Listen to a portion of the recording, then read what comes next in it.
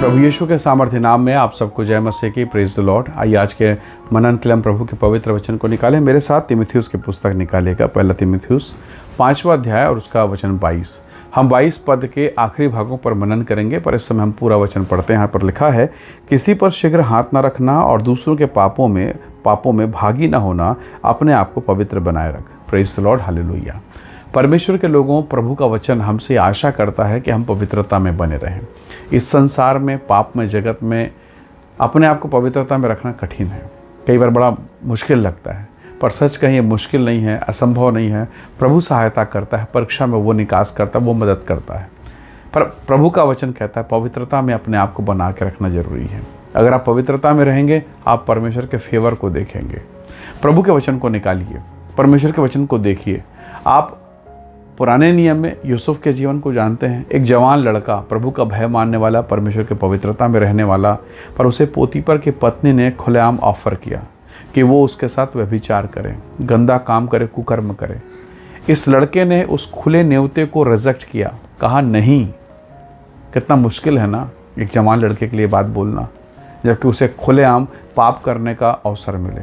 कोई आपको शराब पीने का ऑफर दे, कोई बीड़ी या गांजा ये गंदा काम या किसी और नशा करने का आपको ऑफर दे, कहे कोई बात नहीं, पैसा भी नहीं लगेगा, चलो चलते हैं साथ में। बहुत मुश्किल है, ना कहना बहुत कठिन लगता है। पर अगर आप प्रभु से प्यार करोगे तो पवित्र आत्मा आपकी सहायता करेगा नहीं कहने में। हालेलुया। वो आपकी सहायता करेगा उस पाप से भागने के लिए। यूसुफ को परमेश्वर ने महान फेवर दिया। उस महिला को उसने कहा नहीं, और इसके बदले में क्या हुआ? उसने एक बड़ी कीमत चुकाई। इस महिला ने अपने पति से झूठी शिकायत की और कहा, ये जो लड़का है इसने मेरे साथ ऐसा ऐसा किया है, मेरे साथ छेड़खानी की, मैं तो बच गई, ये लड़का बड़ा दुष्ट है। और क्या हुआ? उसके मालिक ने उसे पकड़ के बंदीगृह में डाल दिया।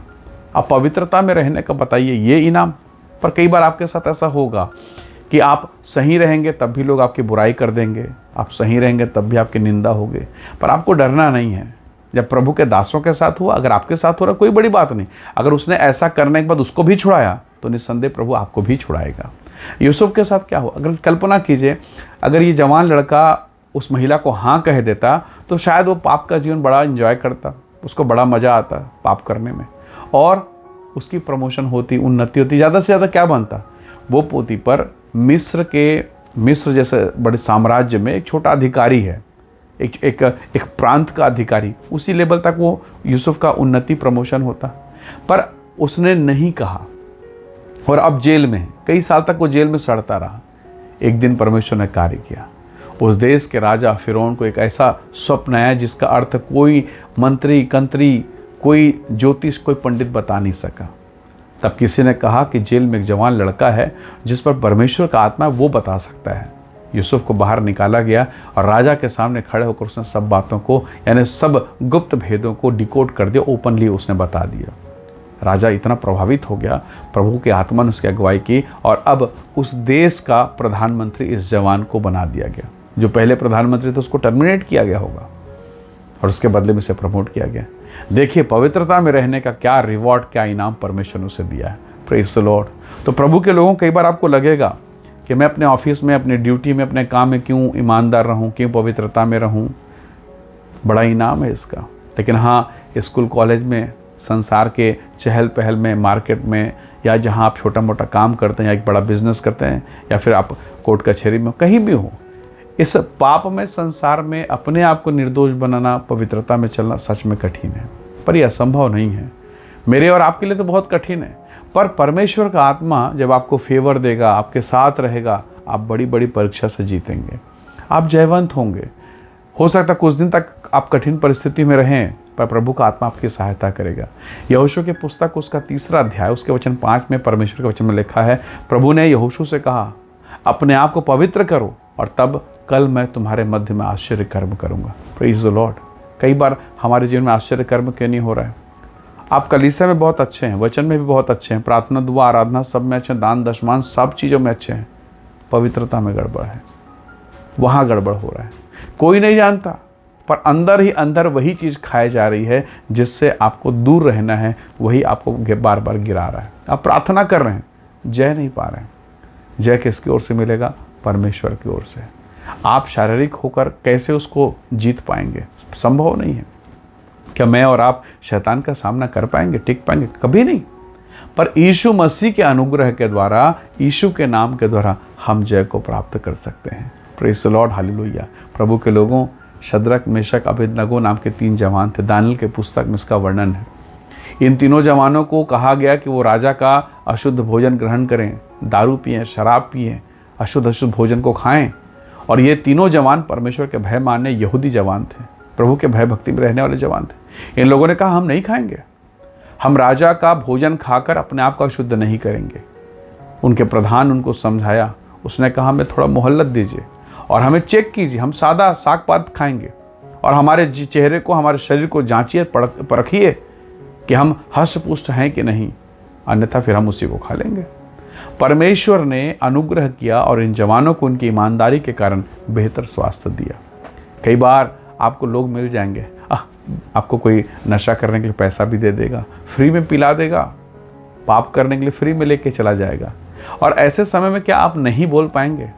मुश्किल लगता है। लेकिन पवित्र आत्मा के साथ अगर आप हैं, प्रभु के साथ आप हैं, तो आप एक ही जवाब देंगे, नहीं अर्थात नहीं। आप पवित्रता में रहेंगे और इस पवित्रता के कारण प्रभु आपको आशीष देगा। संसार के सब लोग भ्रष्ट हो गए थे, पर नूह के विषय में लिखा वो अपने समय के लोगों में सबसे खरा था, पवित्र जीवन बिताने वाला व्यक्ति था। सारा संसार डूब के मर गया, पर नूह के कारण उसका घराना बचाया गया, उसकी पत्नी, उसके बेटे शेम, हाम, यपेत, उनकी 3 बहुएं बचा ली गई। Praise the Lord.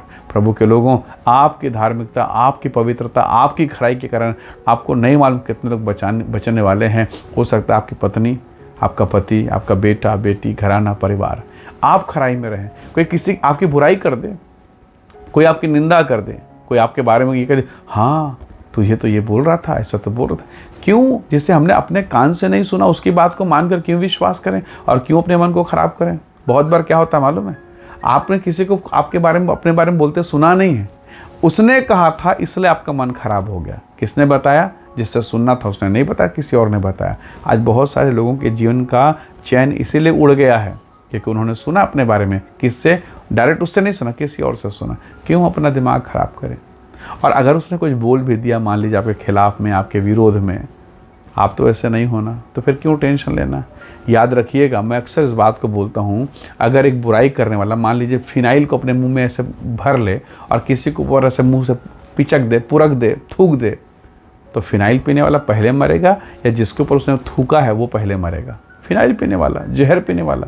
तो बुराई करने वाला ऐसा ही है। बुराई करने वाला, वचन में लिखा, अपने बुराई के द्वारा मारा जाएगा। आप चिंता मत कीजिए, उसका फिनाइल उसी को निपटाएगा। हालेलुया।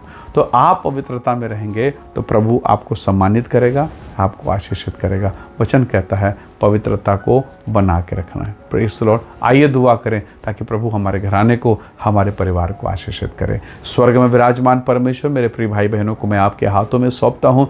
महान और बड़े कामों को प्रकट कीजिए प्रभु जी, और सब प्रकार की अशुद्धता से बचाएं, पवित्रता में रखें, महिमा से भरपूर करें। सारा आदर आपको देते हैं, यीशु के सामर्थी नाम से मांगते हैं। आमीन, आमीन। प्रभु आप सबको आशीष दे, परमेश्वर का अनुग्रह आप सबके साथ हो।